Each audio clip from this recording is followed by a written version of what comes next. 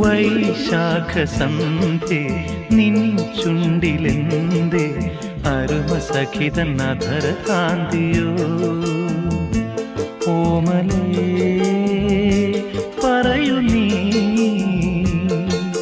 വിണ്ണിൽ നിന്നും പാറി വന്ന ലാവണ്യമേ